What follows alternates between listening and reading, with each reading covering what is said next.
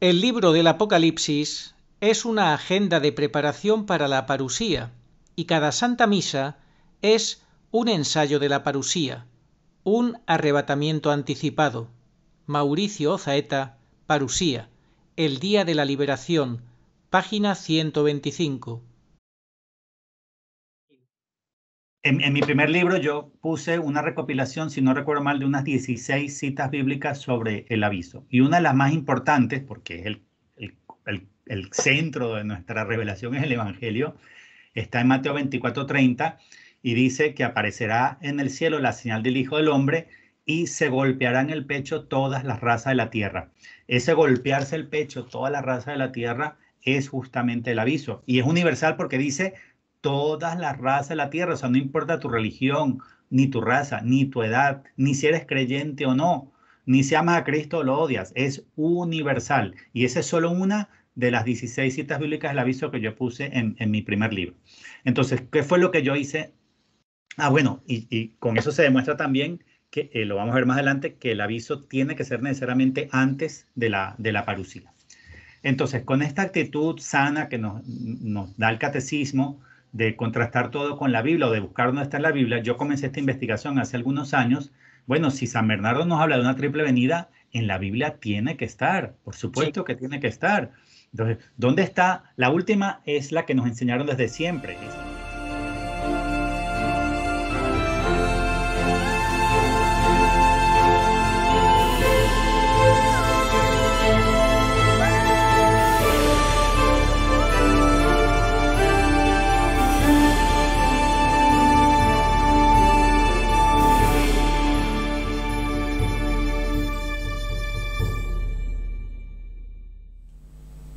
Muy buenas, saludos cordiales en Cristo y María. He tenido la oportunidad de tener una charla magnífica con Mauricio Ozaeta donde él nos ha explicado los contenidos fundamentales de su libro, Parusía, el día de la liberación. Y es que la segunda venida de nuestro Señor Jesucristo es dogma de fe, tenemos que creer en ella, sabemos que Jesús viene en gloria, al fin de los últimos tiempos, y los signos de los tiempos nos dicen que está muy próxima esa venida. Mauricio nos habla sobre qué es la parusía, cuándo será, de qué manera. ¿Qué es eso del arrebatamiento, tema tan discutido, tan controvertido? ¿Quiénes formarán parte de dicho arrebatamiento? ¿De qué manera? Etcétera, etcétera. Todo esto y mucho más en la charla que he mantenido con Mauricio Ozaeta. Hola Arturo, muy buenos días y muy buenas tardes en España. Muy agradecido por esta invitación de tu parte. Es para mí siempre una gran alegría y un gran placer hacer programas contigo. Y sobre todo en este tema que me enciende el corazón de fuego, de gozo, de esperanza, que es el día de la parusía, que es el día más importante de la historia humana y sobre todo dentro del plan salvífico de Dios, después del día grande de la anunciación y de la encarnación del Verbo de Dios. Ese día histórico de hace 2000 años lo celebramos mucho en la iglesia y se habla mucho de él y con razón. Pero hay otro día muy grande, muy importante, que es el día de la parusía y está muy cercano y se está hablando muy poco del tema. Entonces sí conviene ahondar y profundizar más.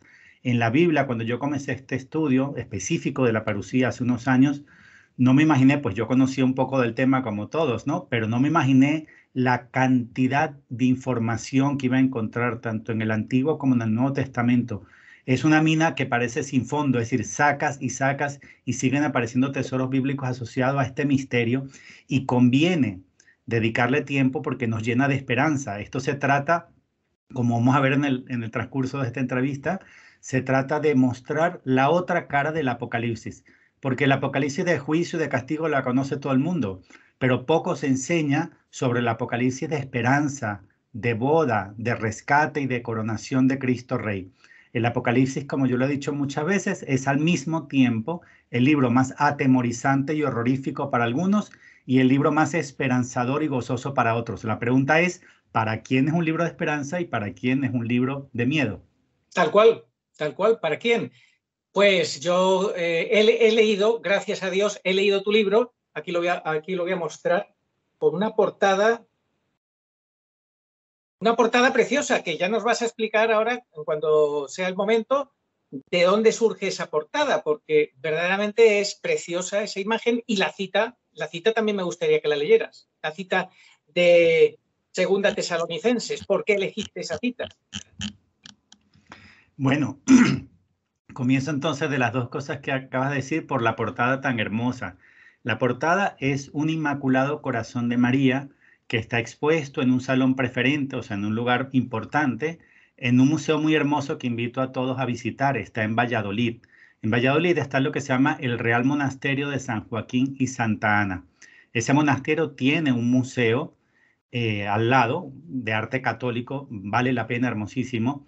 Y con las personas que me llevaron a Valladolid el año pasado, ellos organizaron una cosa que sigo muy agradecido, es una visita guiada al museo, pero dada nada más y nada menos por Jesús del Río, que es el mismo director del museo.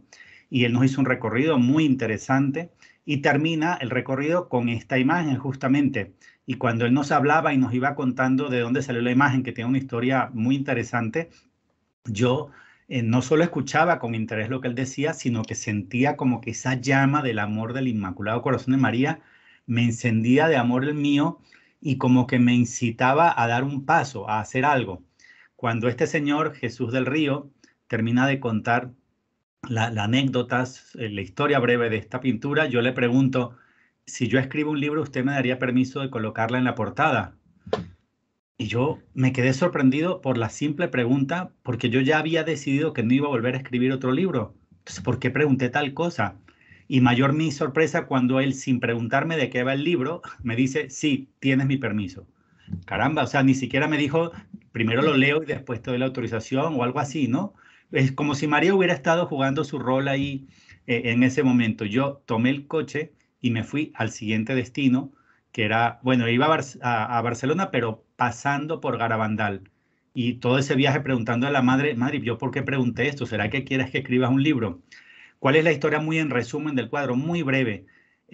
Fue pintado al principio del siglo XX, el autor no es conocido, estaba en el monasterio en un depósito, en el piso roto, con humedad y llena de polvo. Es descubierto por el director del museo y le pregunta a las hermanitas si lo podía tomar para restaurar. Y estaba tan deteriorado que la respuesta de la monjita fue, no, eso no tiene ningún valor, eso si quieres se lo lleva y lo bota, lo tira.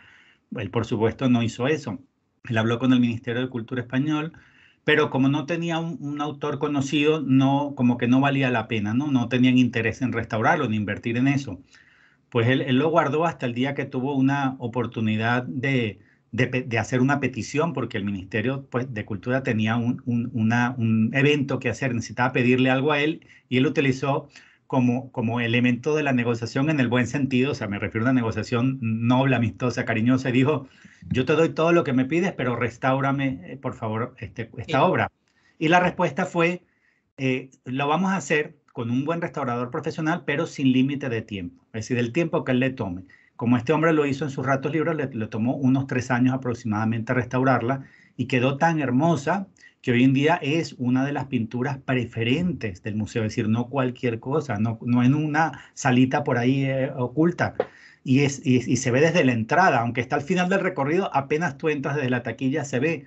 Y yo quedé cautivado, Arturo, o sea, quedé embelesado con la belleza de la imagen y además con lo que me transmitía, ¿no? Porque María tiene un rol en los últimos tiempos y en la batalla final tiene un rol predominante, preponderante, clave, un rol protagonista, como lo explica San Luis María Griñón de Montfort en su maravillosa obra Tratado de la verdadera devoción a la Santísima Virgen María. La cita, segunda de Tesalonicenses 1 del 5 al 7, es clave porque tiene la parucía. Esta cita me la regaló el Señor, me la ayudó a comprender un día maravillosamente. A las 3 de la madrugada acababa de terminar de hacer Getsemaní, con lo cansado y lo dormido que está uno a las 3 de la mañana después de orar, y no sé por qué agarro el celular al momento de acostarme. Yo tengo también una app con la Biblia en el celular, me pongo a leer la Biblia a esa hora y llego a esta cita, no solo a leerla, sino con la comprensión de, ahí va, aquí está la parucía, es el momento en el que Jesús se revela desde el cielo con sus poderosos ángeles, pero dice, ¿para qué se revela? Para pagar con tribulación al que los perseguía, o sea, al malvado, al inicuo, pagarle con tribulación y pagarle con el descanso al justo, al bueno. Es decir, esta cita tan importante revela el momento en el que se separa el trigo de la cizaña de la parábola de la siembra de Mateo 13. ¿Te acuerdas que esa dice dejarlos crecer juntos hasta la siega? Es decir, Dios dispone que buenos y malos convivan hasta la siega. ¿Cuándo es la siega? La parucía. ¿Y dónde está la parucía? En muchísimas partes, está en mi libro, en muchísimas partes de la Biblia, quiero decir, pero esta tan importante la puse en la portada porque muestra el momento exacto en que se separa el trigo de la cizaña y además indica claramente que a la cizaña ese día se le manda la tribulación y no al infierno, y esto lo vamos a desarrollar un poco más durante la entrevista. Luego vas a explicar que la parusía es la primera parte de la segunda venida y que la parusía no la va a vivir todo el mundo, ¿verdad? Así es. Bien, esto es importante, esto es importante. Y también es importante decir que te reafirmas en lo que ya dijiste en tu primer libro, que la parusía tiene como fecha tope el 2028, lo que no significa que la segunda venida se pueda completar en el 29 o en el 30. Es correcto, el primer libro no queda, digamos, derogado por este o no queda. Yo sigo sosteniendo, como demostré en mi primer libro, que la parusía tiene como fecha tope 2028 y lo demostré bíblicamente, le dediqué un libro entero a ello. Entonces, no hay duda de que la parusía es 2028 o antes, pero el juicio de las naciones con el que termina la gran tribulación puede ser perfectamente después.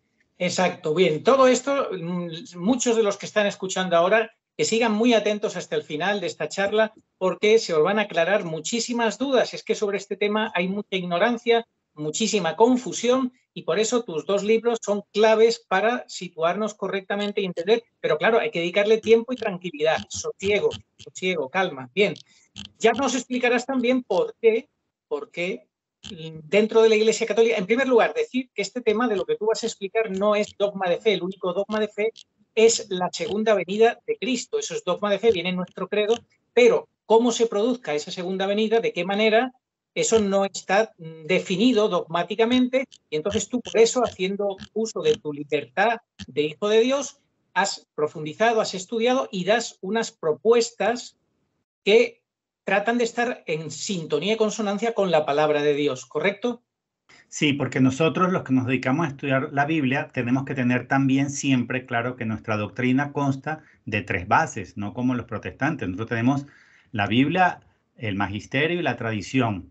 Y nosotros tenemos que trabajar siempre con el catecismo en mano y con el Denzinger, es decir, el magisterio de la Iglesia y con el catecismo, que son dos libros de los que nunca podemos separarnos. Perfecto. Porque el que no trabaje con esto agarrado fuertemente se pierde y lleva a otros también a confundirse, a perderse. Entonces, como tú bien acabas de decir sobre los temas que están presentados como hipotéticos en el libro o como mis propias conclusiones, sobre esos temas no hay ni dogmas ni anatemas. Es decir, por ejemplo, ahora que discutamos el tema del arrebatamiento, sobre eso no hay ni dogmas ni anatemas. Y al no haber ni dogmas ni anatemas, podemos abrir un debate sano. Claro. ¿No? Donde se puede debatir sin tener que llamarse hereje uno al otro y sin tener que insultarse uno al otro. Maravilloso, maravilloso. Pues ya vamos asentando las bases para que la gente no se ponga nerviosa y sepamos escuchar con respeto. Perfecto. Bueno, ahora quiero que me hables de una cosa que aparece al principio del libro que a mí me llevó a confusión con una lectura así un poco rápida y superficial y sé que a otras personas le ha pasado, que es cuando habla del tema de honrar a padre y madre. En el quinto mandamiento habla el libro y no en el cuarto. Y sabemos que no es un error, pero de primeras así superficial, ¿te parece que es un error? Explica por qué no es un error. No es un error y de hecho lo que voy a hacer en la segunda edición del libro y en la primera edición en inglés que está a punto de salir es que voy a poner entre paréntesis quinto mandamiento y entre paréntesis cuarto en el catecismo de la Iglesia Católica. Claro. Los mandamientos están en el decálogo, o sea, el decálogo, los 10 mandamientos de las tablas de piedra que recibió Moisés están en dos ocasiones en el Antiguo Testamento. Primero está en Éxodo 20 y ese es el primer juego de tablas que recibió Moisés, las cuales tuvo que romper o que rompió el día que al bajar los encontró adorando un becerro de oro. La segunda vez que aparece el decálogo en el Antiguo Testamento está en Deuteronomio capítulo 5. Y ese es el segundo juego de las tablas de la ley que recibió Moisés porque las primeras las había roto. La inmensa mayoría de las personas no sabe que están dos veces en el Antiguo Testamento, que la primera corresponde al primer juego de tablas Éxodo 20, que la segunda corresponde al segundo, a las segundas tablas en Deuteronomio 5, pero lo más interesante no es eso, y lo que menos gente sabe es que hay una pequeña diferencia entre ambas. La diferencia está en el mandamiento cuarto, que no es como en la Iglesia Católica. El cuarto mandamiento, según el Pentateuco, o sea, según el Antiguo Testamento, es el de santificar el sábado, o sea, el de guardar las fiestas, ¿no? Que para nosotros es guardar el domingo, que es nuestra fiesta, nuestro descanso, el descanso de Dios. Ahora, ¿cuál es la diferencia entre las que están en el Éxodo 20 y las que están en Deuteronomio 5? O sea, dicho, esta pregunta es muy interesante, muy importante. ¿Por qué Dios iba a introducir una pequeña diferencia entre el primer juego de 10 mandamientos y el segundo? La diferencia es que en el Éxodo 20 dice así: acuérdate del sábado para santificarlo. Solo dice acuérdate. En el Deuteronomio, que es el segundo juego de tablas de la ley, dice guarda el sábado para santificarlo como te lo ha mandado Yahvé tu Dios. O sea, se hace imperativo.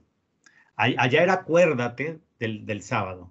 Sí. Acuérdate. Y aquí es guárdalo como te lo he mandado. ¿Por qué? Porque Dios cambia ese mandamiento. ¿Por qué lo pone un poco más fuerte? Porque justamente al bajar Moisés con el primer juego de tablas, los encuentra en la idolatría. Entonces Dios se da cuenta que tiene que poner más fuerte el mandamiento de guardar el sábado como un día del Señor, para pensar en Dios, para dedicárselo a Dios, porque si el hombre no guarda el sábado, que para nosotros es guardar el domingo, ir a misa, el hombre tiene más facilidad o tendencia de caer en la idolatría. Entonces mira cuál es la reflexión aquí interesante. ¿Dios puede cambiar los mandamientos? Sí, y de hecho lo hace. Aprieta la tuerca. Se da cuenta que el cuarto mandamiento, el de guardar el sábado, tiene que ponerlo más estricto. Mi amigo Juan, que justamente es el autor del prólogo que tú estás mencionando, él es el único católico que yo conozco, laico, que ha aprendido hebreo, no para salirse de la Iglesia Católica, es catoliquísimo, sino para poder leer la Torá, o sea, el Pentateuco en hebreo como él lo tiene. Y él ve en hebreo, en el idioma original como el que lo recibió Moisés, la palabrita que cambia en el cuarto mandamiento, que convierte en el segundo juego de tablas de la ley el guardar el sábado como mandato. Guárdalo, no acuérdate, sino guárdalo. Ahora, ¿cuándo vuelve Dios a apretar los mandamientos? Con su primera venida Jesús nos entrega el Evangelio y él comienza a apretarlos. Por eso es que la Iglesia Católica, los mandamientos están más apretados y están cambiados, están reestructurados. Si usted busca, por ejemplo, en Wikipedia los 10 mandamientos, hay una tabla de equivalencia maravillosa donde te muestra qué mandamientos de la ley corresponden a los mandamientos católicos y se ve que están desfasados. Por ejemplo, ahí se ve que honrar a padre y madre, que es el cuarto para nosotros, es el quinto para el Pentateuco, o sea, en el Antiguo Testamento, o que el de no mentir, que para nosotros es el octavo, pues en el Decálogo es el noveno. Pero hay otra cosa interesante aquí, muy importante, y no quiero dejarla pasar antes de pasar a la siguiente pregunta, y es, Jesús dice, ¿habéis oído decir que no cometerás adulterio? Pues yo os digo que el que mire a una mujer deseándola ya cometió adulterio. O sea, Jesús comienza a apretar los mandamientos, y por eso es que los papas de nuestra iglesia han hecho un decálogo que es más estricto que el original. Y eso mucha gente no lo sabe. Por ejemplo, yo te digo, en el pasado, en la época de la ley, o hasta la primera venida de Jesús, ¿era pecado mentir? No, solamente era pecado levantar falso testimonio contra el hermano. O sea, la única mentira que era pecado era la de mentir contra tu hermano para hacerle daño. En cambio, nosotros, que está apretada la ley, está más estricta, ningún tipo de mentira está permitido. Esto de hecho, el que no me crea, que vaya a su Biblia, lea el Éxodo 20 o Deuteronomio 5 y va a ver, ahí no dice no mentir, no mentirás, dice no levantarás falso testimonio contra tu hermano, pero en nuestro decálogo católico sí dice no mentirás. Esto zanja una importante discusión y es que la gente ha discutido por miles de años si Judith cometió un pecado al engañar a Holofernes, diciéndole que había desertado para unirse a ellos porque no querían morir cuando fueran a devastar a ese pueblo hebreo. Entonces la gente dice, ¿cómo es posible que Judith haya mentido? Claro que salvó al pueblo, pero cometiendo un pecado. No es que Judith no cometió un pecado, porque ella no levantó falso testimonio contra nadie.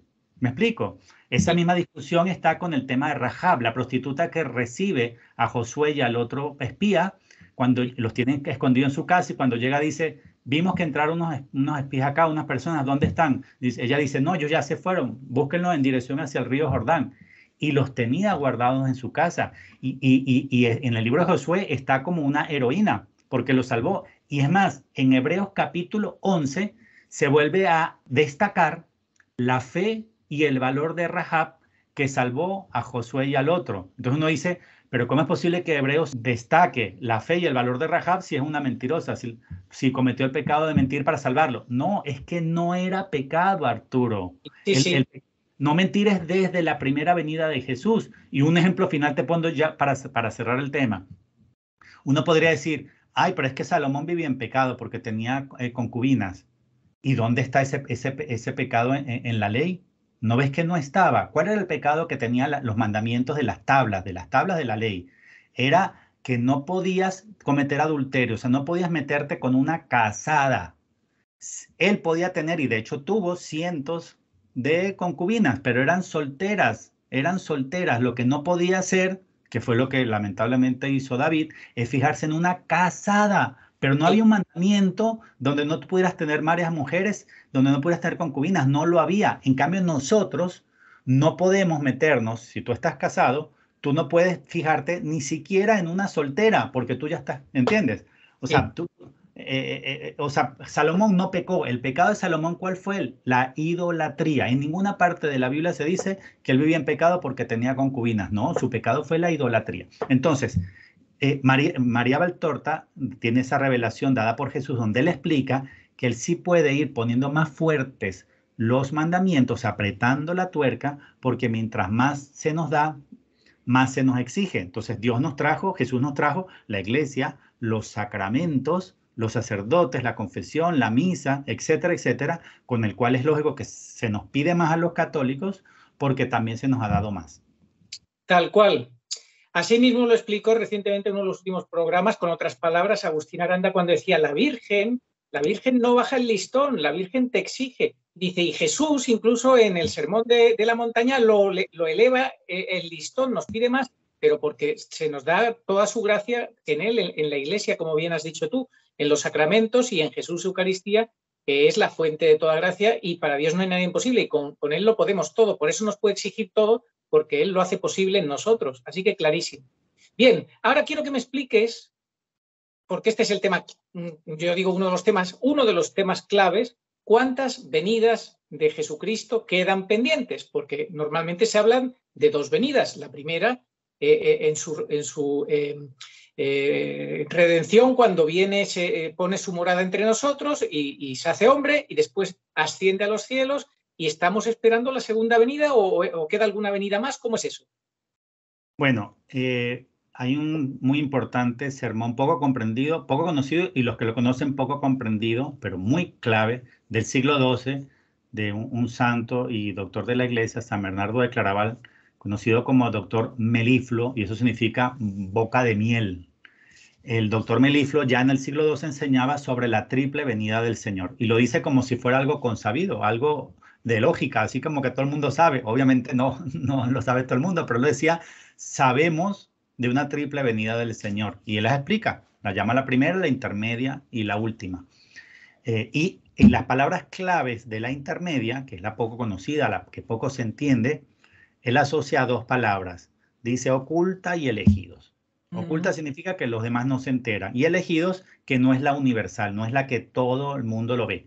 En la última, dice San Bernardo, en la última, que es la universal, dice, todo ojo le verá hasta los que le traspasaron, y todos mirarán, ¿no? Todos verán, todos mirarán al que traspasaron.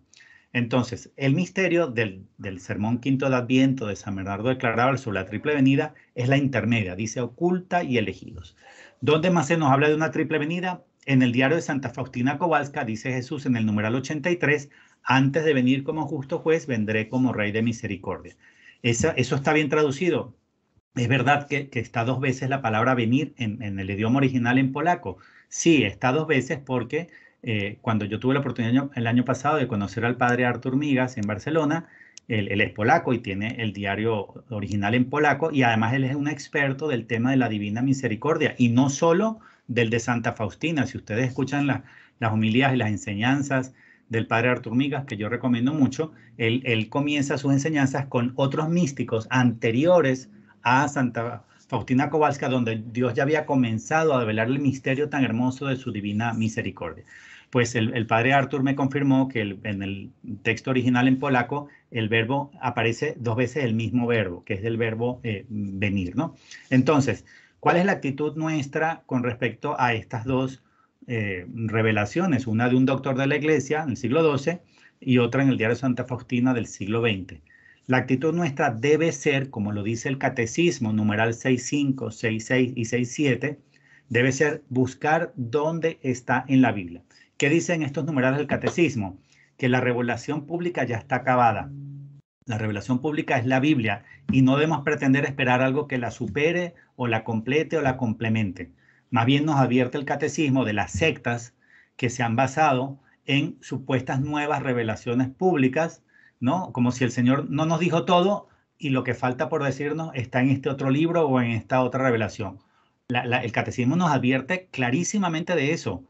Nadie puede decir que hay algo que supere la Biblia. Entonces, ¿qué puede hacer una revelación privada como la de Santa Faustina Kowalska, o un discurso como el de San Bernardo, o una manifestación mariana como Garabandal o Fátima? Lo que puede es ayudarnos a entender mejor la Biblia o a vivirla más plenamente en un momento específico de la historia. Por eso es que cuando la Virgen nos habló del aviso en Garabandal, casi nadie sabía lo que era eso y cuál es la actitud que debe tener un católico. Y yo me puse a hacerla justamente por esta enseñanza del Catecismo. Es ¿dónde está el aviso en la Biblia? Porque si el aviso no aparece en la Biblia en ningún lado, entonces Garabandal tendría que ser falsa. Eso es lo que nos dice el Catecismo. Entonces, teniendo esa base, que es el Catecismo y lo encontraste en muchísimos sitios, el aviso en la Biblia, lo encontraste en muchísimos sitios. También quiero que nos cuentes que el aviso sí, el aviso y el milagro sí lo vivirán todos, no eso para elegidos y oculta como es el caso de la parusía. O sea, antes de la parusía tiene que venir el aviso y el milagro. Luego viene la parusía, que sí es oculta y para los elegidos. En mi primer libro yo puse una recopilación, si no recuerdo mal, de unas 16 citas bíblicas sobre el aviso. Y una de las más importantes, porque es el centro de nuestra revelación, es el Evangelio, está en Mateo 24:30 y dice que aparecerá en el cielo la señal del Hijo del Hombre y se golpearán el pecho todas las razas de la tierra. Ese golpearse el pecho todas las razas de la tierra es justamente el aviso. Y es universal porque dice todas las razas de la tierra. O sea, no importa tu religión, ni tu raza, ni tu edad, ni si eres creyente o no, ni si amas a Cristo o lo odias. Es universal. Y esa es solo una de las 16 citas bíblicas del aviso que yo puse en mi primer libro. Entonces, ¿qué fue lo que yo hice? Bueno, y con eso se demuestra también que lo vamos a ver más adelante, que el aviso tiene que ser necesariamente antes de la parusía. Entonces, con esta actitud sana que nos da el Catecismo de contrastar todo con la Biblia o de buscar dónde está en la Biblia, yo comencé esta investigación hace algunos años. Bueno, si San Bernardo nos habla de una triple venida, en la Biblia tiene que estar, por supuesto que tiene que estar. Entonces, ¿dónde está? La última es la que nos enseñaron desde siempre, esa universal que todo ojo le verá y viene a juzgarnos, ¿no? Viene a juzgar a las personas y a las naciones. A las naciones significa, a ver, España, te di la fe católica, ¿qué frutos me tenéis? A ver, Colombia, México, te di la fe católica, ¿qué frutos de salvación me tienes? Eso es pedirle juicio a las naciones. O sea, recordemos que en una parábola Jesús habla de la viña, que los viñadores matan a los enviados y terminan matando al hijo del dueño de la viña. Entonces el padre del dueño de la viña se enfada, les quita el viñedo. ¿A quién? A los judíos, obviamente, y se le entregan arriendo a los demás. ¿A quién? A los gentiles. ¿Y a qué viene Jesús en su segunda venida? A pedirle las cuentas a esos arrendatarios. Los arrendatarios somos nosotros, los gentiles, los pueblos, las naciones. O sea, el juicio de las naciones es cuando Jesús viene a decirle a cada país qué frutos de salvación me tienes con la fe católica que te di. Entonces, esta es la venida universal, la del juicio de las naciones. Se juzga a las personas vivas sobre la tierra y a las naciones. Esa venida universal es la que nos enseñaron, la que está clara en el Catecismo, la que todo el mundo nos ha explicado bien. ¿Dónde está el misterio de la triple venida de San Bernardo de Claraval? El misterio está en la intermedia y es una venida, es una verdadera venida. Para hablar en concreto vamos a definir venida como están los discursos escatológicos de Jesús. Dice Jesús, vendrá el Hijo del Hombre sobre las nubes del cielo con gran poder y gloria acompañado de sus ángeles y sus santos. Eso es una venida. Con lo cual, Arturo, las personas que han pensado que el aviso es una venida intermedia, no es, porque en el aviso no se le ve venir sobre las nubes del cielo con gran poder y gloria acompañado de sus ángeles y sus santos. El aviso es un encuentro interior con Dios, pero no le ves venir sobre las nubes. Entonces, la venida intermedia de San Bernardo de Claraval no es, con certeza, no es el aviso. Es una venida, pero en esa venida no le ven todos. Por eso es que San Bernardo decía oculta y decía elegidos. Entonces, ¿qué es lo que dice Jesús en Mateo 24:30? Dice, primero señales en el cielo. La luna no hará su esplendor, el sol se pondrá negro, tal y cual. Habla de señales cósmicas. Después dice, y entonces, atándolo, y entonces aparecerá la señal del Hijo del Hombre en el cielo. Y entonces se golpeará en el pecho toda la raza de la tierra. Esa palabra entonces, ese análisis yo lo hago en el libro, está atando cada suceso que está diciendo al anterior, al precedente, de manera que los une en el tiempo, los coloca juntos. Las señales cósmicas, la señal del Hijo del Hombre en el cielo, y se golpeará en el pecho todas las razas de la tierra. Con la palabra entonces los une. ¿Qué sigue después? Después viene la parucía, dice, aparecerá el Hijo del Hombre sobre las nubes del cielo, enviará a sus ángeles con sonora trompeta y reunirá a sus elegidos desde los cuatro vientos, desde un extremo de los cielos hasta el otro. Quiere decir que viene un rescate, la parucía es un rescate. ¿Y por qué dice que los reúne desde un extremo de los cielos hasta el otro? No dice que los reúne desde un extremo de la tierra hasta el otro extremo de la tierra. Dice que los reúne desde los extremos del cielo. ¿Y cómo los reúne desde el extremo del cielo? Porque ahí más abajito dice, en el mismo Mateo 24, dice, estarán dos en el campo, uno es tomado, uno es dejado, dos mujeres moliendo en el molino, una es tomada, una es dejada. O sea, el tomado, el arrebatado, que ya está arriba, como lo dicen las cartas de Pablo, que vamos a ver más adelante, seremos arrebatados en las nubes, ¿no? O sea, al encuentro del Señor en los aires, dice San Pablo, ¿recuerdas? Seremos arrebatados en nubes al encuentro del Señor en los aires. Por eso es que dice Mateo 24 que reunirá a los elegidos de un extremo de los cielos hasta el otro. Entonces, esa es la venida intermedia. Y de hecho, ¿qué dice Jesús en Mateo 24:30? Dice a los elegidos, reunirá a sus elegidos de un extremo de los cielos hasta el otro. Es la misma palabra que utiliza San Bernardo de Claraval cuando habla de la venida intermedia. Entonces, si hay una triple venida, la parucía, la oculta, la de unos elegidos, es la menos conocida, y lo que se explica en mi libro, y mucha gente no comprende, es que eso no es vivido, no es evidenciado por los que se quedan. El dejado y la dejada, o sea, el que se queda, ni se enteró que hubo parucía. No puede saberlo. Entonces, para ellos nunca existió esa venida. Siguen esperando como su segunda venida, la que ocurre al final de la gran tribulación, que es la del juicio de las naciones. Ya.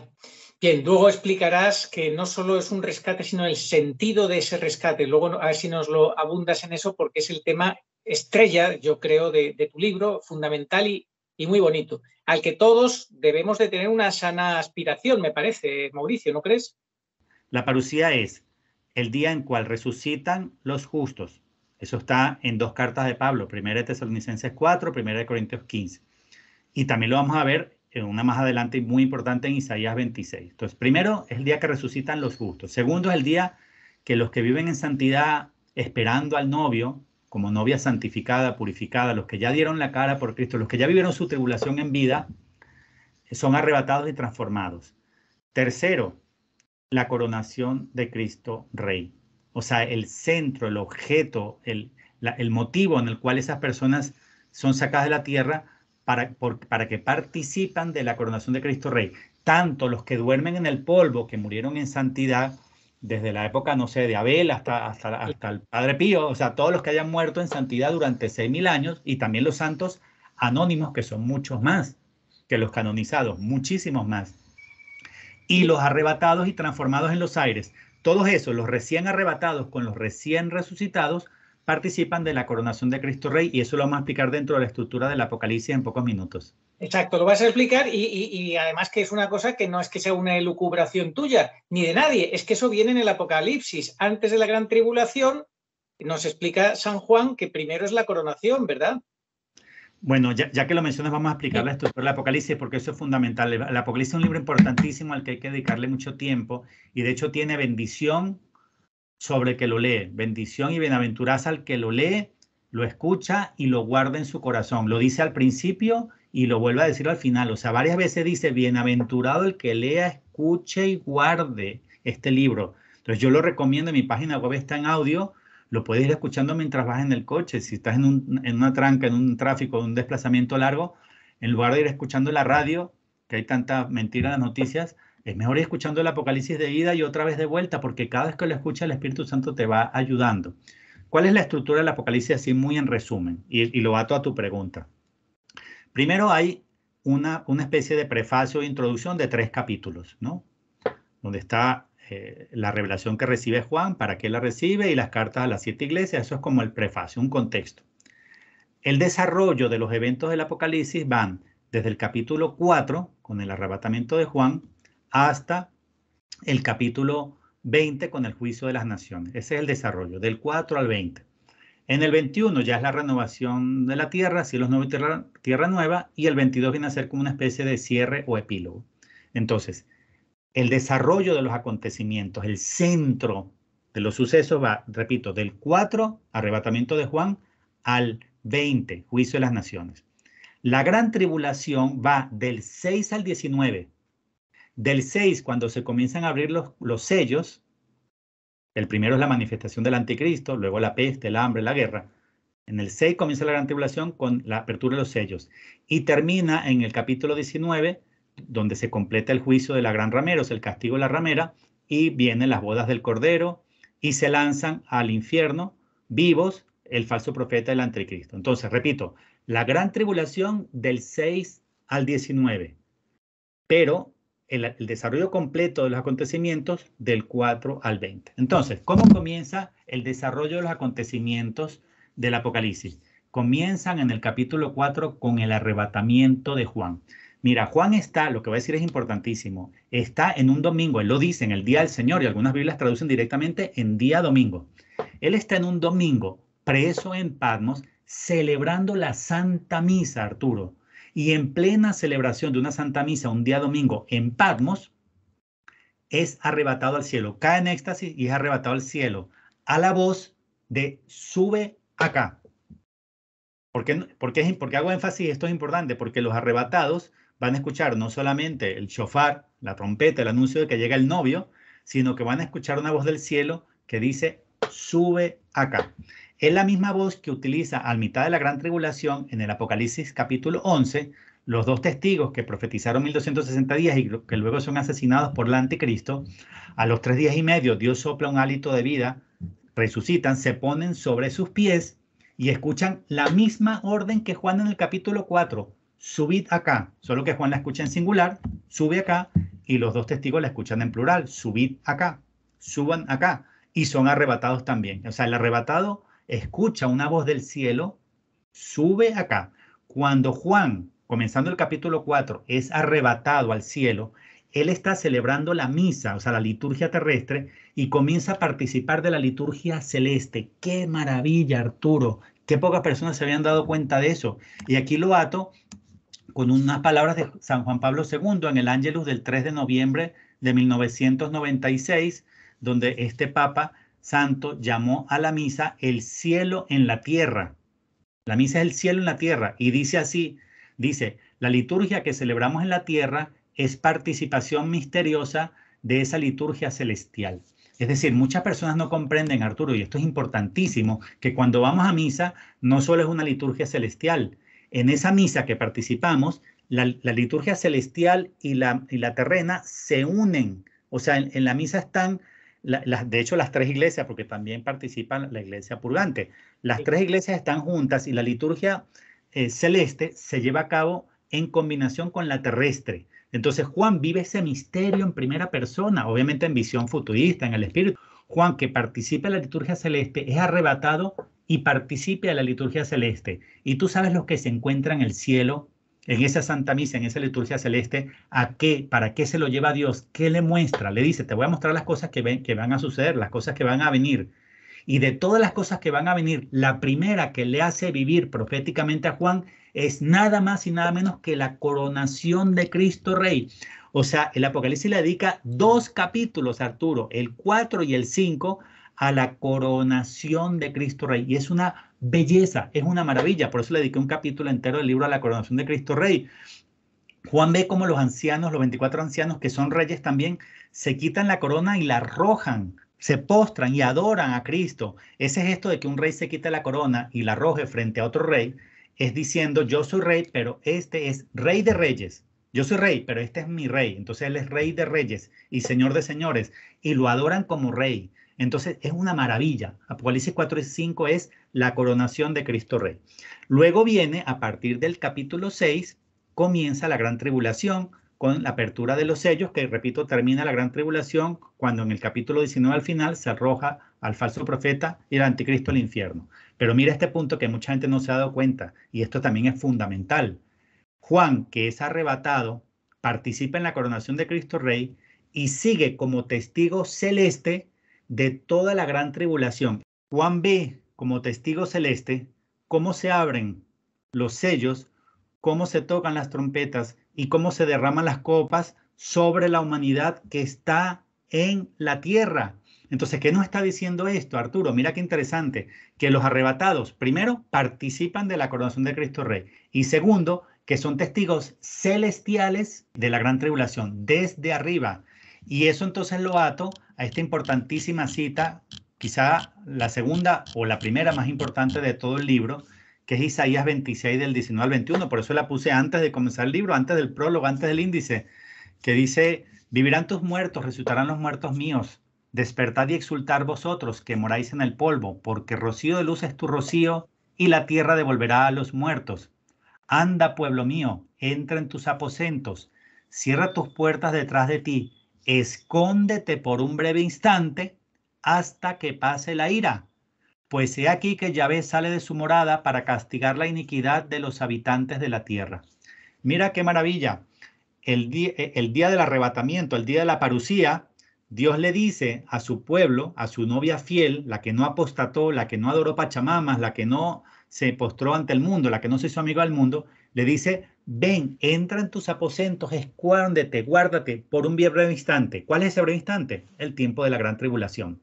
Le dice, guárdate porque yo he de salir a castigar la iniquidad de todos los habitantes de la tierra. Ese castigo universal que está ahí es, sin ninguna duda, Arturo, la gran tribulación. Y esta cita de Isaías demuestra que no todos los hombres la viven, porque primero a un grupete le ha dicho, entra en tu habitación, escóndete, guárdate hasta que pase la ira. O sea, esta cita de Isaías 26 es un diamante de 1.000.000 de quilates que transmito con gozo, y que ojalá la gente lo lea ante el Santísimo y logre descubrir la hermosura de lo que está ahí en esa cita, que la lea con calma otra vez ante el Santísimo. No todos los habitantes viven la ira de Dios. Hay un grupito que le dice, tú no. Y ese grupito está representado en Juan, que es arrebatado en el capítulo 4 y que luego, como testigo celeste, vive la gran tribulación viendo desde el cielo cómo la tierra es castigada.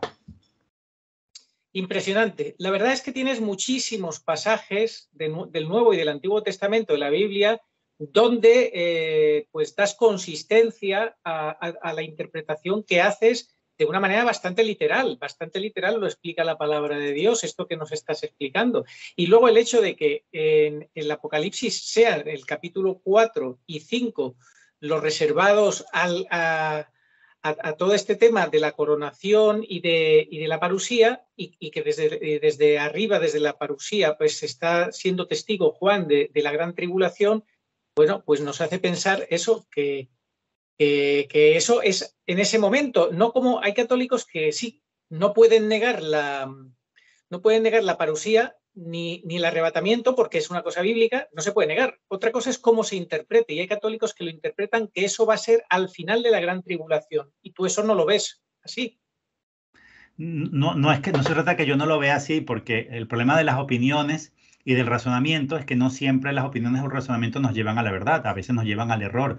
La verdad está en la Biblia, y yo en el libro pongo decenas y decenas de citas bíblicas que demuestran que es antes, que el arrebatamiento es antes de la gran tribulación. Y también recojo en el libro lo que 4 santos padres de la iglesia, y uno de ellos doctor de la iglesia, que es San Efrén de Siria, sostenían en los primeros 5 siglos de la iglesia católica que el arrebatamiento era antes de comenzar la gran tribulación. Es decir, me apoyo en santos padres, uno de ellos doctor, y me apoyo en citas bíblicas que en el libro coloco muchas, pero es que históricamente se demuestra que siempre ha habido una opción de salvarse, de librarse. Fíjate que es una cosa muy importante esta. Jesús en sus discursos escatológicos, cuando habla de la gran tribulación, nos dice siempre que comparemos con Lot y con Noé. Siempre pone sistemáticamente esa comparación. ¿Quién más hace esa comparación? Siempre. El primer papa, el apóstol San Pedro, cuando habla en su segunda epístola de la gran tribulación, del castigo venidero que viene, dice que recordemos que Lot el justo fue librado y que Noé el justo, heraldo de la justicia, fue librado. Entonces Jesús y el primer papa nos dicen, ¿quieren entender los rescates futuros? ¿Quieren entender lo que viene? ¿Quieren entender el porvenir? Entonces tienen que compararlo con los rescates previos, porque si no, no lo vas a entender. A las personas que me dicen que es ley universal, fija, inmutable y sin excepciones, que siempre deben pagar justos por pecadores, yo les digo, entonces si siempre deben pagar justos por pecadores, entonces ¿para qué Dios saca a Lot de Sodoma? Si tenía que pagar con los demás. Y si siempre tienen que pagar justos por pecadores, entonces ¿por qué Dios mete a Noé en un arca y lo pone a flotar? No tiene sentido. Hay Dios otros... siempre... Sí, perdón. Acaba. No, adelante. No, perdona, que es que hay católicos que dicen, no, pero es que entonces si Dios en el arrebatamiento se va a llevar a los mejores católicos, a los más fieles, a los más santos, vamos a quedar aquí la morralla, ¿y qué va a pasar? ¿Quiénes van a dar testimonio de la verdad? Etcétera. Muchos van a dar testimonio de la verdad, testimonio de sangre. Muy buen comentario que acabas de hacer, lo quiero aclarar. La gente me ataca diciendo que yo digo que unos privilegiados se van a librar de su tribulación. No, nadie se va a librar de su tribulación. Solo que puedes vivirla ahora, el martirio blanco de amor, o puedes vivirla después, que es el martirio ya de sangre, el martirio rojo. Entonces, para explicarme esto, voy a poner dos ejemplos. Uno el caso de los apóstoles y otro el caso de los valientes de hoy en día. En el caso de los valientes de hoy en día, voy a comenzar por ahí, voy a poner el ejemplo de dos sacerdotes y de un obispo. El padre Fran Pavone le quitaron su licencia de ser sacerdote, de dar misa. Se lo atropellaron, porque no hay nada peor que le pueda hacer un sacerdote que eso. Y después también le quitas todo lo demás, la mesada, el carro, el seguro, todo. ¿Por qué? Por haber dicho que un católico no debía votar por un candidato proabortista. Está defendiendo él la vida, el evangelio, está defendiendo la verdad, está defendiendo a Cristo, está defendiendo el magisterio de la iglesia. Y por haber dado la cara por Cristo, se lo atropellaron. Entonces, ¿él es candidato a ser arrebatado? Por supuesto. ¿Significa él que él se libró de la tribulación? No, él está viviéndola ya. Ya es mártir, ya es testigo, no mártir de sangre, pero ya es mártir místico de amor. Él ya se la sufrió. Entonces, ¿por qué tiene que vivir la otra? El segundo ejemplo que pongo es del padre Hugo Valdemar, el único sacerdote que a nivel mundial hizo un acto público de reparación y desagravio contra la entronización de la Pachamama en el Vaticano. Él hizo 2 Pachamamas de cartón en un bidón lleno de carbón o de leña, lo encendió y de rodillas en un reclinatorio leyó un acto de desagravio a Dios por la entronización de la Pachamama. Entonces, ese es un valiente.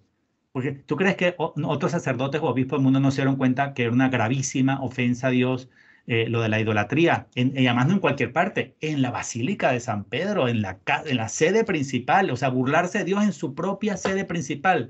Entonces, ¿tú crees que más nadie se dio cuenta? No, miles de sacerdotes obispos se dieron cuenta que eso estuvo mal. Lo que pasa es que si hablan, se pueden meter en un lío, se pueden meter en problemas. Entonces, esos no están siendo candidatos a ser arrebatados. El padre Hugo Valdemar sí. Y el tercer ejemplo que pongo, el monseñor de Puerto Rico, de Arecibo, ex obispo de Arecibo, porque fue destituido, él se llama Daniel Fernández, fue destituido por haber defendido la objeción de conciencia de meterse aquello en el cuerpo, de que él no iba en contra. Él no iba en contra, él solo defendía que cada quien decida. Por haber defendido la objeción de conciencia de si meterse o no aquello, entonces ya le quitan su licencia de ser obispo.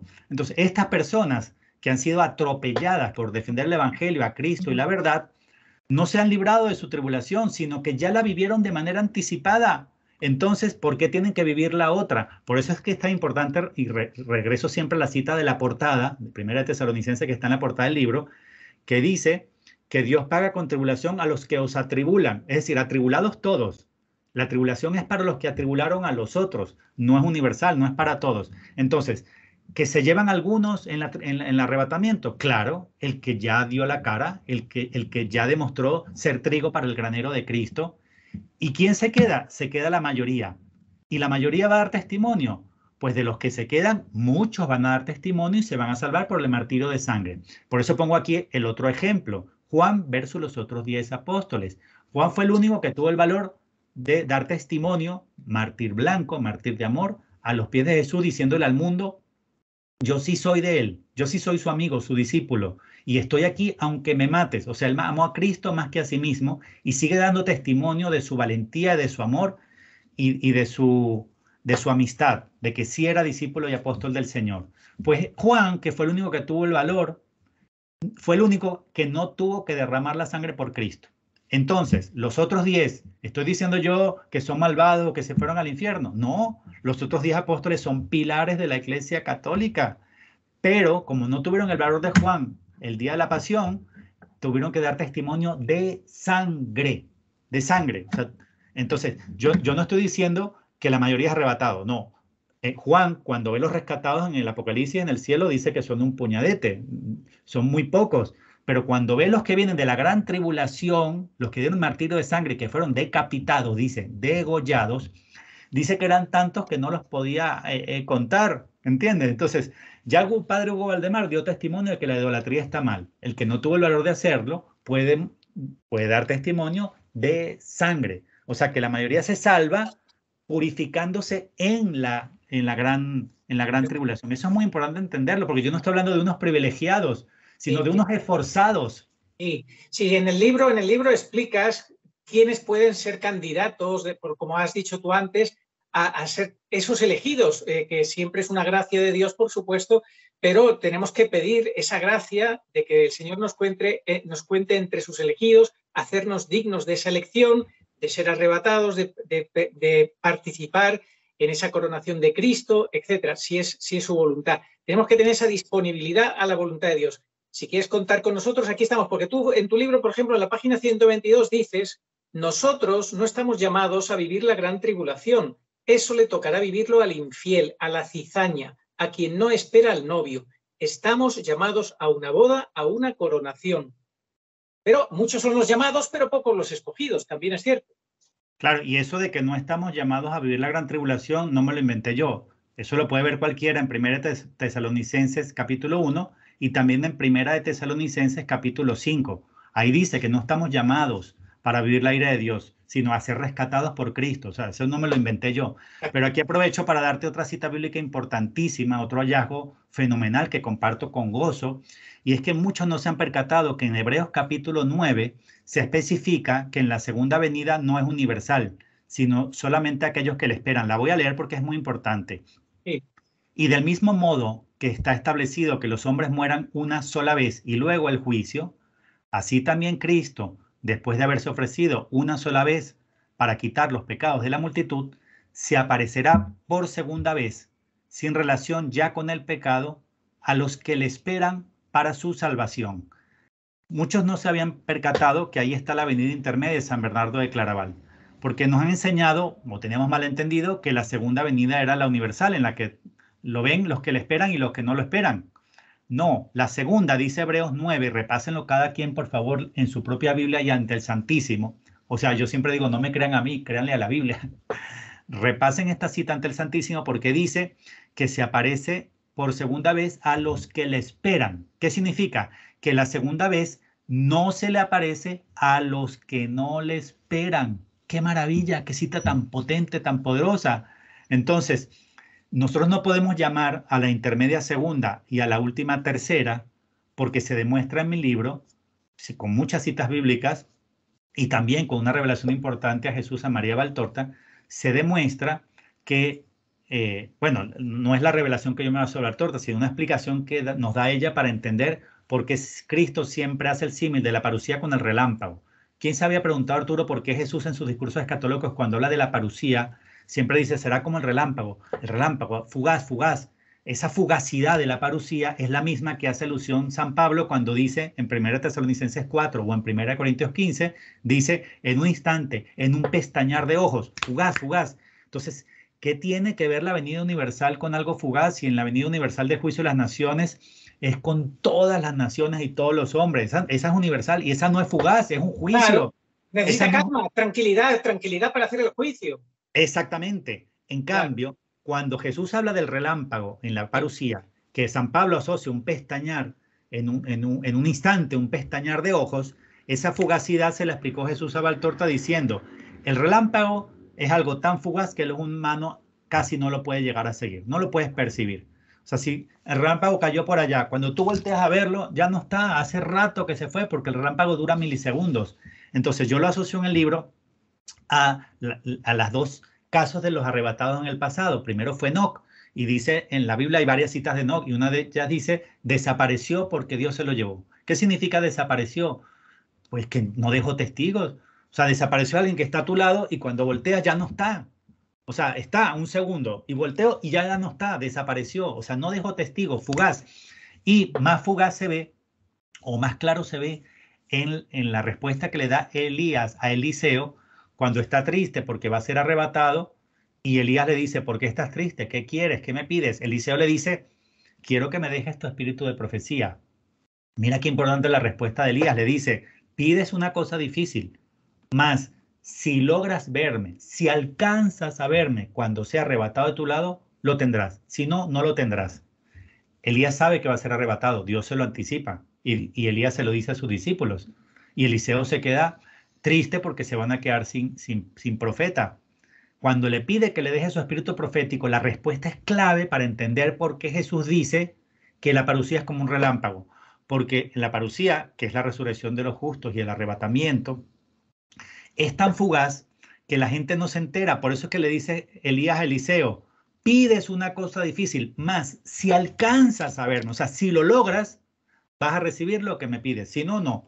Entonces, claro, Eliseo esta es la clave, estaba expectante, sabía que venía el arrebatamiento de Elías, lo sabía y estaba sin parpadear, estaba viéndolo fijamente, de modo que cuando es arrebatado Elías, Eliseo lo ve y exulta de gozo. Lo vi, auriga, ¿no? Caballo de fuego, lo vi, y no solamente le deja su espíritu profético, sino deja caer su manto. Entonces, ¿qué es lo que nos está diciendo? Que lo vio, pero de puro milagrito, lo vio porque estaba esperándolo. Que el arrebatamiento no es, como dicen los protestantes, que una persona, bueno, no todos, porque algunos que no, algunos que afirman que será fugaz, pero muchos protestantes piensan que es una cosa que deja testigo, es decir, que la persona se eleva como un globo de helio, entonces tú lo puedes ver, eres testigo. No, porque si dejara testigos, primero Cristo no hubiera dicho que era como un relámpago, y no diría San Pablo que es en un instante, en un pestañear de ojos. Pero además, si dejara testigos, los que se quedan tendrían que llamar segunda venida a esa, a la parusía, y habría que llamar tercera a la que viene, al juicio de las naciones. No, no deja testigos, y por eso la segunda es la que te toque vivir a ti. Cada persona viva va a vivir una segunda venida, y solo una, y por eso es que la iglesia siempre habla de una segunda. O tú vives la parusía, y solo tú lo ves venir ese día, el arrebatado, solo él lo ve venir, el rescatado, o no la vives, no dejó testigo, nadie se enteró, y tu segunda venida es el juicio de las naciones, donde ahí sí es universal y lo ve el que lo espera y el que no lo espera. Entonces, por eso es que es tan importante, repasen por favor Hebreos 9, del 27 al 28, porque dice claramente, y muchos no se habían percatado, que la segunda venida se le aparece a Jesús solo a los que le esperan. Y así se combina con el discurso de San Bernardo de Claraval de la venida intermedia, que dice oculta y elegidos. ¿Qué significa oculta? Que solo se le aparece a los que le esperan. ¿Y qué significa elegidos? Que solo el que le espera es rescatado para ir a la coronación. El que no le espera ni se enteró que hubo parusía. Lo único que se va a enterar el mundo es que hay gente que está y ya no está. Van a decir, por ejemplo, el padre Fran Pavone. ¿Y qué fue de él? No sé, mira, ahí está su ropa, ahí está su celular, ahí está todo. ¿Y qué fue de él? Ni apareció el cuerpo. ¿Qué van a decir? Pues van a decir tonterías. Van a decir que vino un ovni, fue abducido y se lo llevaron a extraterrestre. Van a inventar cualquier locura, porque nadie va a aceptar que el padre Fran Pavone o el padre Hugo Valdemar o Monseñor Daniel Fernández, por su valor y su heroísmo, demostraron ser trigo para el granero de Jesús y por eso fue sacado o sacada, como dice Mateo 24. Bien.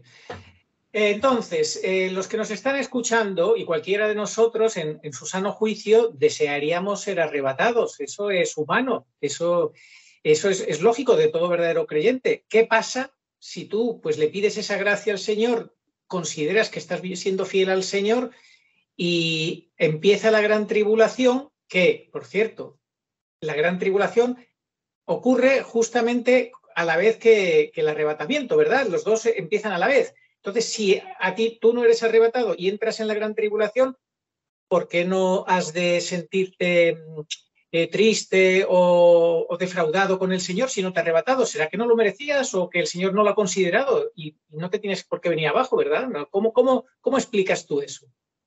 Es que es una oportunidad adicional de salvación que le da Dios al que no fue testigo con el valor de Juan, o sea, el que no tuvo la capacidad ahora de dar la cara por Cristo, que se puede salvar al modo de Pedro, de Santiago, de Felipe, etcétera, etcétera. Es decir, yo no creo que sea una cuestión de ponerse triste, yo creo que cada quien le toca vivir lo que le toca vivir. Usted quiere vivir el arrebatamiento, que yo invito, más que todo, más que por ser librarse de la gran tribulación, yo invito a prepararse por el gozo de participar de la coronación de Cristo Rey. Y explico en el libro que no solo estamos llamados a participar, sino activamente a coronarle cada uno de nosotros con la corona de oro de nuestro amor. Entonces, eso es lo que nos debe motivar a ser arrebatados, el estar en la coronación de Cristo.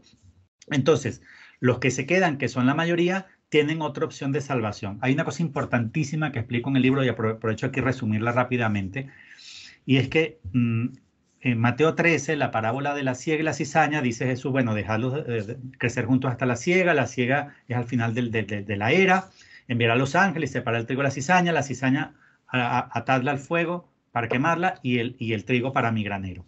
Esa parábola tan importante no solo da la parábola, sino que da la interpretación. Es de las pocas que están explicadas, interpretadas por Jesús. Tú sabes, Arturo, que cuando tú hablas en parábolas, tú utilizas un lenguaje metafórico, utilizas símbolos, simbología, metáforas. Pero cuando Cristo la interpreta, ahí no usa un lenguaje simbólico metafórico, sino que da palabra explicativa clara a sus apóstoles en privado. Entonces, ni en la parábola ni en la interpretación dice Jesús que la cizaña se le mande al fuego eterno. No está la palabra eterno, no está, ni dice la palabra infierno. Entonces, ¿a qué se le manda la cizaña? La hipótesis que yo presento en el libro es que se le manda a la cizaña a la gran tribulación, para ver cuánto logra Jesús rescatar de la cizaña. Porque mira, yo lo digo también de estas palabras. Si la parucía fuera mañana, se salvan estos ejemplos que puse ahorita, el padre Pavones, el padre Valdemar, Monseñor Fernández, y 7.500 millones de seres humanos se van al infierno. Ya está, la cizaña al infierno toda. Si más de 7.500 millones de hombres se van al infierno, sería un triunfo de Satanás y sería la horrorosa derrota de Cristo y de María. Además, eso no es lo que Dios quiere. Yo pongo una cita que amo de Ezequiel en el libro, donde dice él, por mi santo nombre, les aseguro, por mi vida, por mí, yo ya ve, por mí os juro, que no quiero que el malvado se condene, sino que se convierta y se salve. O sea, Dios no quiere que ni una sola persona se vaya al infierno. Entonces, ¿por qué Dios va a actuar de tal manera que el 99.99% de la humanidad se va al infierno? Eso no tiene sentido. Entonces, ¿qué ocurre el día de la siega? El día de se separa la parábola del trigo y la cizaña. El trigo para mi granero, ese es el arrebatamiento, eso es. Y la cizaña dice al horno de fuego, porque Jesús ni en la parábola ni en la interpretación pone la palabra eterno, ni lo asocia al infierno. ¿Dónde sí está el arrojar al infierno a la gente? Al final de la gran tribulación viene el juicio de las naciones, que está en Mateo 25, antes hablamos de Mateo 24, parucía, Mateo 25, juicio de las naciones, y en el juicio de las naciones que Jesús separa las cabras y las ovejas, y le dice a las ovejas de la derecha, les dice, venid a mí, bendito mi Padre, recibid la herencia del reino, o sea, ahí entrega el reino, ahí comienza el milenio, y le dice a las cabras de la izquierda, apartados de mí, maldito, al fuego eterno. Esa es la diferencia, Arturo. Ahí sí está la palabra eterno. Y si te queda duda que se refiere al infierno, dice al fuego eterno preparado para el diablo y sus ángeles. Casi nadie se da cuenta que en Mateo 3, cuando se manda la cizaña, al fuego dice, no dice la palabra eterno, ni dice infierno. Porque la cizaña no se le manda al infierno, porque Dios no quiere que 7.500 millones de personas se condenen. Los manda a una prueba, a una purificación final, para que se salven millones de esa cizaña. Y una cosita más digo para terminar esta idea. Si la siega fuera lo último, o sea, la separación del trigo y la cizaña fuera lo último, como piensan la inmensísima mayoría de los católicos, entonces, ¿por qué en Apocalipsis 14, después de la siega, viene la vendimia? Si la siega es lo último, pues ahí termina todo. Ya, el trigo para mi granero y la cizaña al infierno. Se acabó, apaga la luz que nos vamos, se acabó. No, en el Apocalipsis se demuestra, por eso es que es centro y base del libro de Apocalipsis 14, la siega y la vendimia. La siega viene primero, Mateo 13, y después la vendimia dice, así en Apocalipsis 14, dice, y la vid, la uva, o sea, el producto de la vendimia, es echado en el gran lagar del furor de Dios. O sea, lo que diferencia el trigo de la vendimia en Apocalipsis 14 es que a la uva se le manda un lagar para ser pisada.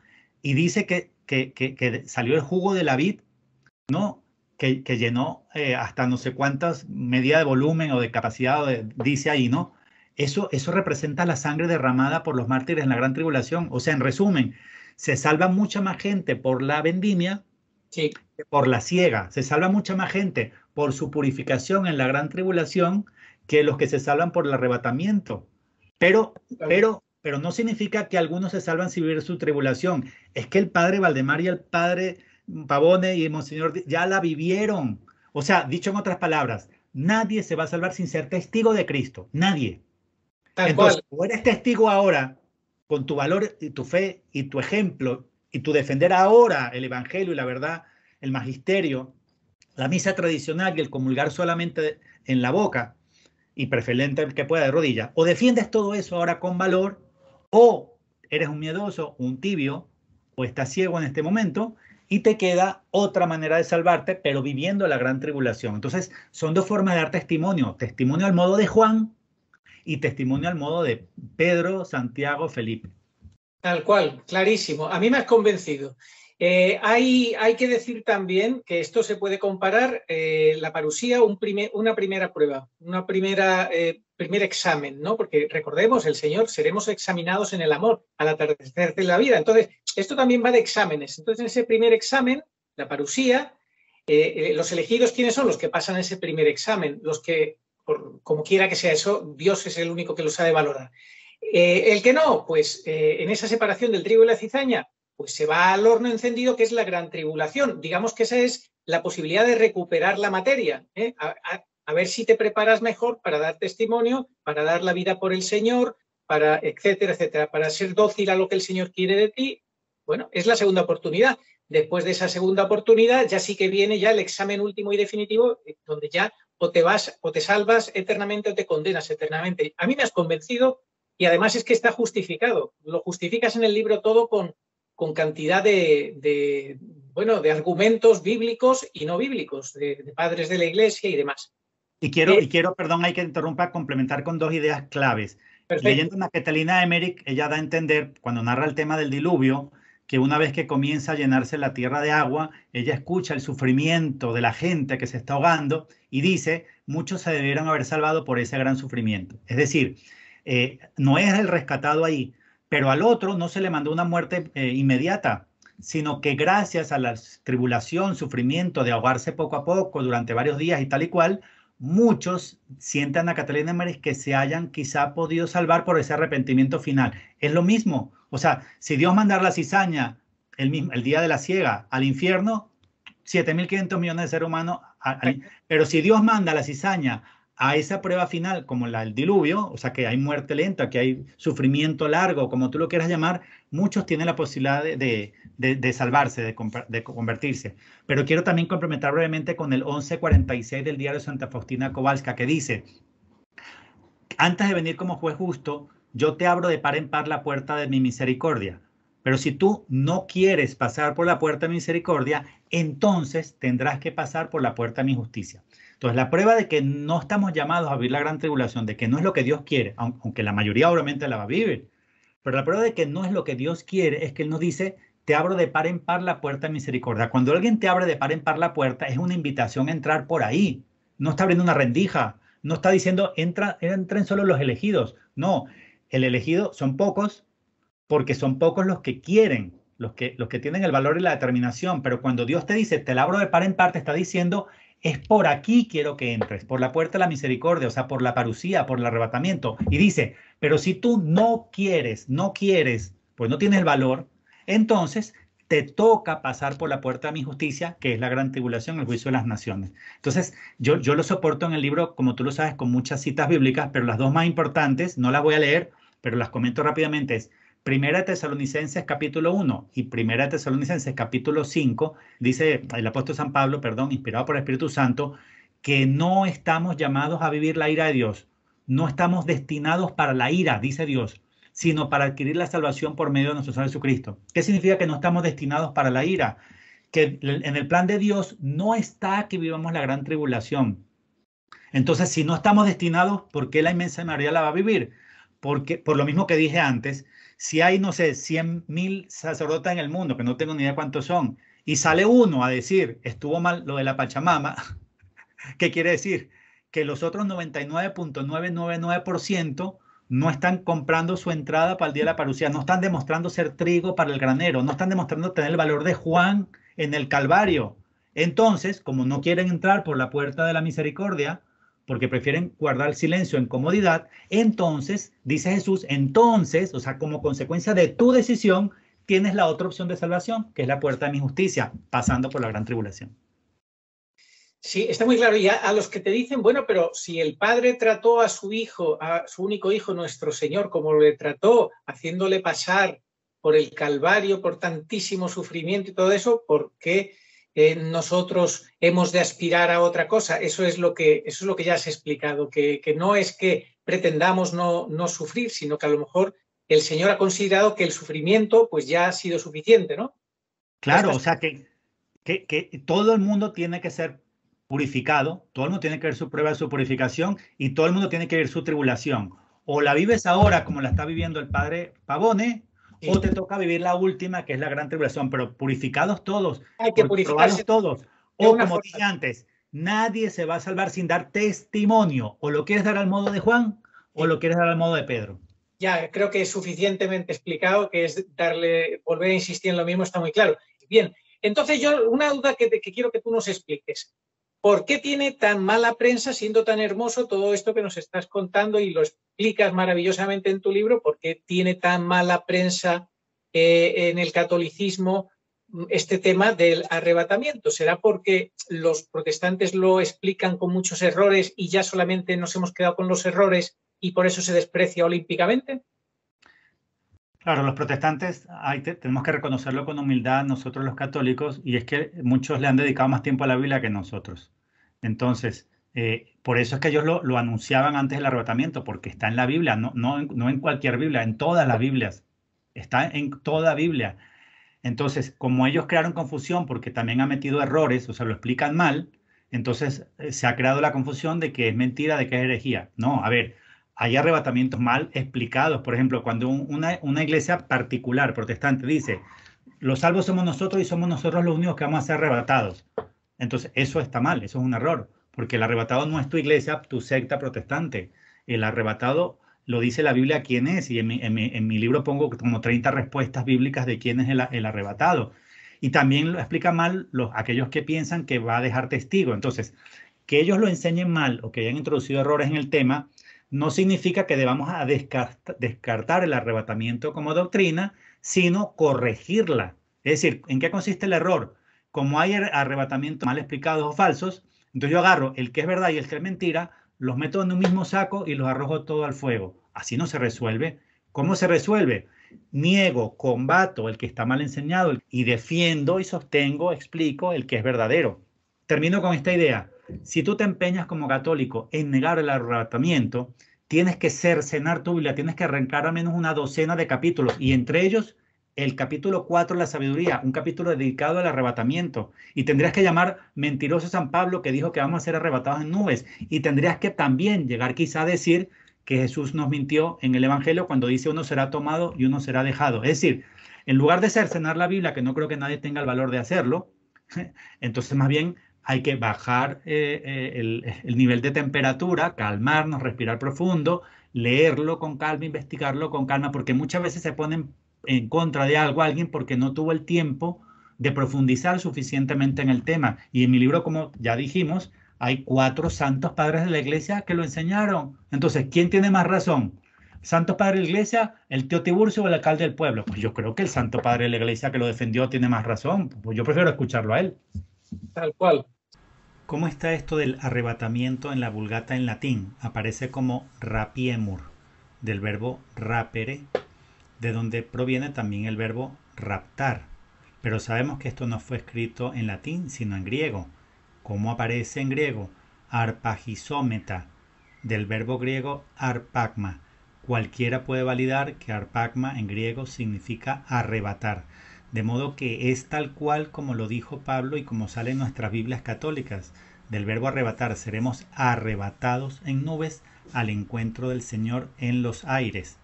Bien, otra cuestión. El arrebatamiento, hemos dicho ya, que quede muy claro, que la gente sepa que arrebatamiento y gran tribulación son en el mismo momento. Cuando sea el arrebatamiento es cuando empieza la gran tribulación, ¿correcto? Y eso se demuestra de muchas maneras. Por ejemplo, cuando Jesús habla del caso de Lot, dice, cuando Jesús nos habla de la parusía, no cuando habla del juicio de la nación en Mateo 25, sino cuando Jesús habla de la parusía en Mateo 24, dice que será como en los días de Noé y como en los días de Lot. ¿Sabes qué especifica él en Lucas 17, por ejemplo? Será como en los días de Lot, que comían, bebían, compraban, y no se dieron cuenta hasta el día que salió Lot de Sodoma, y ese día comenzó el castigo que los arrasó a todos. Dice que será como en los días de Lot, y dice que el mismo día que salió Lot comenzó el castigo. ¿Por qué Dios ahora sí? Porque Dios pudo haber sacado a Lot 2 días antes, o una semana antes, o un mes antes. ¿Cuál es el problema? ¿Para qué manda a salir a Lot? ¿Y para qué lo saca por ángeles? Por ángeles que lo asieron de la mano, dice la Biblia, y se lo llevaron. Eso tiene pinta de arrebatamiento, como profecía. Lo asieron de la mano, el verbo asir, y se lo llevaron junto con su mujer y sus hijas. Entonces, Dios lo saca por mediación de ángeles, instantes antes de que comience el castigo. Y también dice que será como en los días de Noé. El día que entró Noé y selló la puerta, comenzó el castigo. Entonces, ¿qué nos está diciendo Jesús con esto? Porque es Jesús el que nos pone a comparar con Lot y Noé para entender lo que viene. Es el mismo Jesús, el Maestro. Lo que nos está diciendo es que el castigo comienza el día del rescate. Así de sencillo.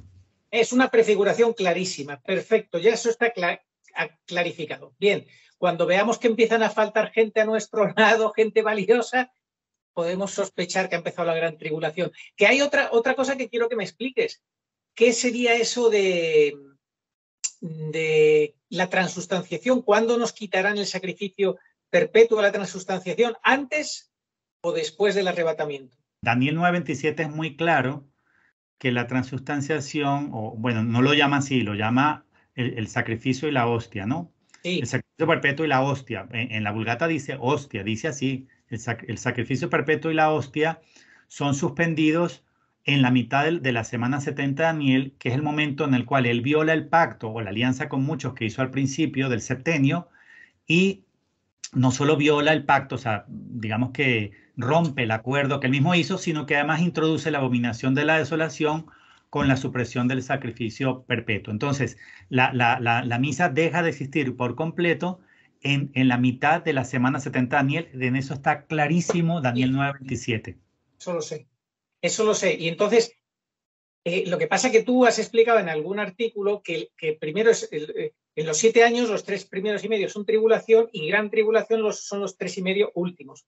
Entonces, ahí la duda es si justamente será a la vez que el arrebatamiento, empieza la gran tribulación y quitan la misa justamente. Cuando quiten la misa, yo diría que es cuando empieza la gran tribulación.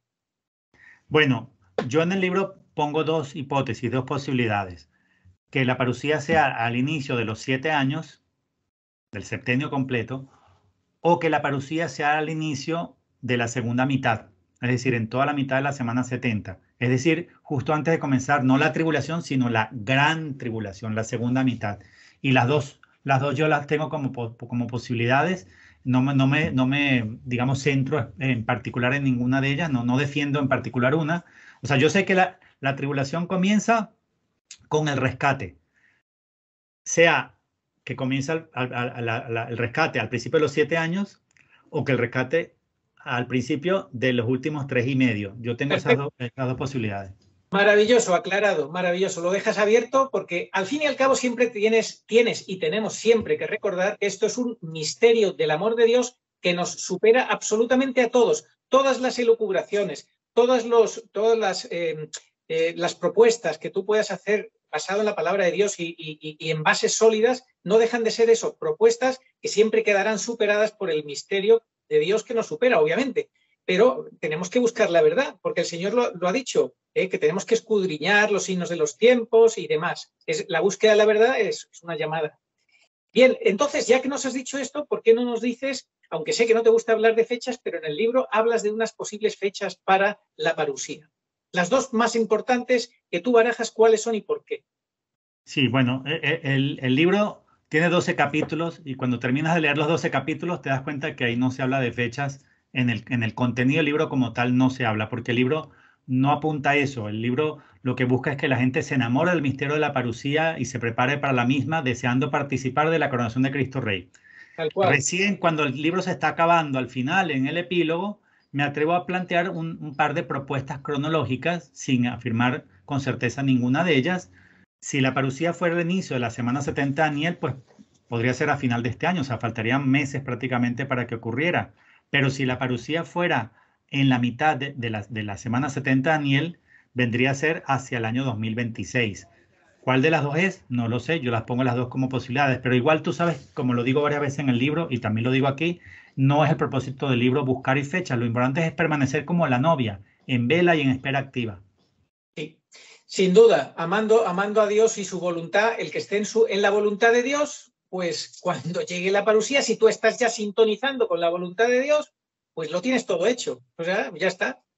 De eso se trata, ¿verdad? Y si ya diste testimonio, o sea, Sí. si ya eres mártir de amor o místico, si ya saliste a defender la misa, la comunión en la boca, la verdad del evangelio inalterado, la tradición, si ya denunciaste la Pachamama, si ya denunciaste las herejías y blasfemias del que ocupa el trono de Pedro, si ya denunciaste esas cosas y defendiste a Cristo y su santo nombre, entonces puedes, y cumpliendo los mandamientos, por supuesto, entonces puedes pretender ser digno de la parusía, como las personas que puse de ejemplo durante esta charla. Sí, ser parte de los elegidos, que el Señor nos cuente entre sus elegidos, que nos hagamos dignos de ello. Bueno, pues aquí tenemos el libro, una vez más lo quiero enseñar porque vale la pena verlo. Y nada, invitar a todo aquel que quiera adquirirlo, cómo tiene que hacer, ya sea que esté en España o en cualquier otra parte del mundo. ¿Qué puede hacer? Bueno, en España se puede comprar en la librería Lux Mundi de San Sebastián de Garabandal, en Cantabria. También tengo algunos amigos que me ayudan con su distribución en Valladolid, en Madrid y en la zona de Castilla-La Mancha. Estoy también hablando con un par de librerías en España a ver si me ayudan también con ponerlo para masificar un poco más la distribución.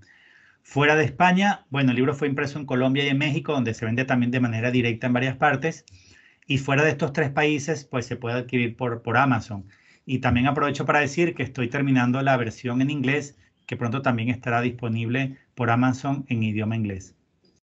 Estupendo. Bueno, pues a mí me gustaría terminar leyendo algo que tienes en tu libro, al final del libro, si te parece. Dice así: pongamos toda nuestra atención y empeño en llevar una vida grata a Dios y pidámosle ser dignos de la parusía. No hay dos historias de conversión iguales, pues Dios se relaciona de distinta manera con cada ser humano. Su amor no es global o genérico, sino individual, personal, como si cada uno de nosotros fuera su único gran amor. Yo me enamoré, dice Mauricio Ozaeta, yo me enamoré de Dios a través de su palabra. Y en particular me cautivó el misterio de la parusía, el día más grande de la historia universal, después de la encarnación del Verbo, día de rescate, de resurrección, de coronación, de boda, el día de la liberación. Preparémonos. Yo creo que nos tenemos que quedar con este mensaje que nos das en tu libro, que tenemos que enamorarnos de Dios, que tenemos que prepararnos, porque, insisto, como dije antes, son muchos los llamados, pero pocos los escogidos. ¿Y por qué son pocos? No porque el Señor no quiera que sean más, sino porque son pocos los que responden. Así que ojalá respondamos a lo que el Señor espera de nosotros, ¿no, Mauricio? Y para eso tenemos que dedicarle más tiempo a la Biblia y no buscar tanto la verdad como lamentablemente hacen muchos en las noticias, en WhatsApp, en Telegram. Dedicarle más tiempo a la Biblia y más tiempo a visitar al Santísimo, porque se le dedica tanto tiempo a las redes sociales que la gente no tiene tiempo casi ni de hacer oración, ni de rezar el Santo Rosario, ni de visitar a Jesús sacramentado. Entonces, muchas personas no lo están haciendo correctamente o lo mejor en función del objetivo. Más tiempo a la Biblia y más visita al Santísimo. Yo creo vamos, que con eso lo has dicho todo. No sé si definitivamente quieres terminar con una última idea al respecto de este libro titulado Parusía, el Día de la Liberación. Todos los hombres se están dirigiendo en este momento de manera apresurada e inexorable, aunque no lo sepan, hacia un apocalipsis de juicio o hacia un apocalipsis de gozo, de boda, de rescate y de esperanza. Depende de lo que hacemos cada día, y no solo de lo que hacemos, porque Dios ve hasta dentro del corazón, ve hasta nuestras intenciones. O sea, de lo que hacemos y la intención con la que la hacemos, de lo que hagamos cada día, va a depender de si nos dirigimos hacia ese gran libro de esperanza que es el Apocalipsis, hacia una boda, un rescate, o si nos dirigimos al desastre, a la hecatombe. Entonces, es como en el Éxodo, ¿no? Ese fue el primer rescate, y el nuevo, el rescate definitivo que está en la parusía, hay que analizarlo comparando con el primer rescate, la primera Pascua en Egipto. Entonces, ¿fue buena o fue mala noticia la primera Pascua? Depende para quién, porque para el pueblo egipcio fue la devastación total, ¿no? En cambio, para el pueblo que esperaba, que clamó a Dios por el rescate y que esperaba ese rescate, terminó con gozo al otro lado del Mar Rojo cantando el cántico de Moisés, el cántico de acción de gracias por haber sido liberado. Pues yo no creo que sea casualidad, Arturo, porque nada en la Biblia es casualidad. El cántico de Moisés de acción de gracias por el rescate está en Éxodo 15. ¿Sabes dónde vuelve a aparecer en la Biblia? En Apocalipsis 15.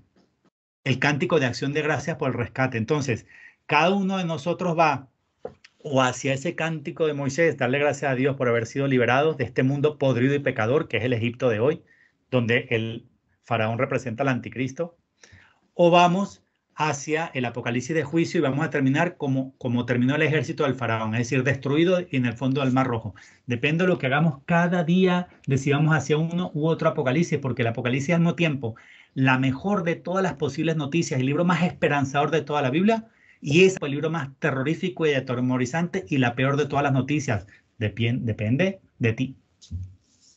Tal cual, depende de cómo... Cada uno.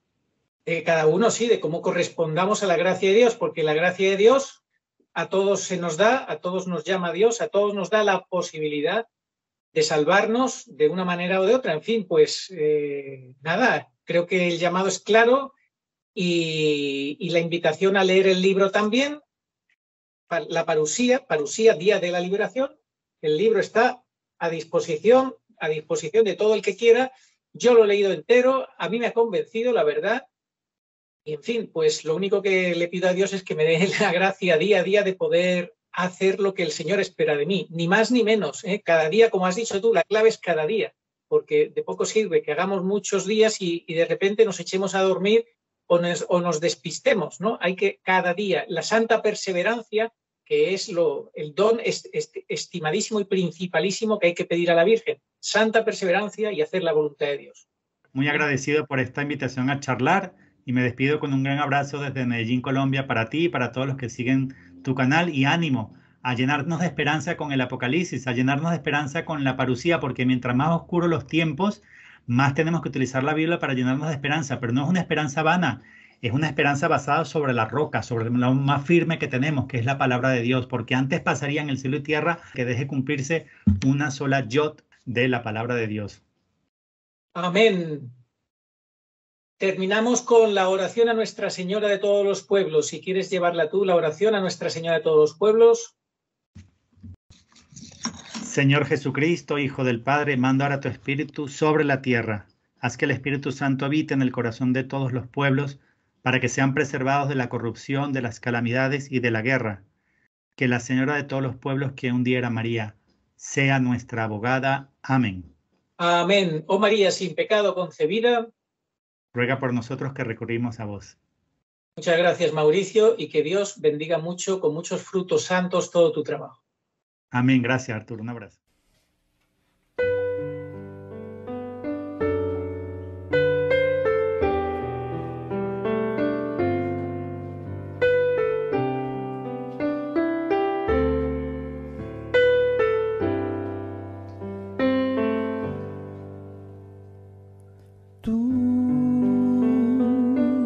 Has venido a la orilla, no has buscado a saber tan solo quieres que yo te siga, Señor, me has mirado a los ojos, sonriendo, has dicho mi nombre en la arena, he dejado mi barca junto a ti, buscaré otro mar. Tú sabes bien lo que tengo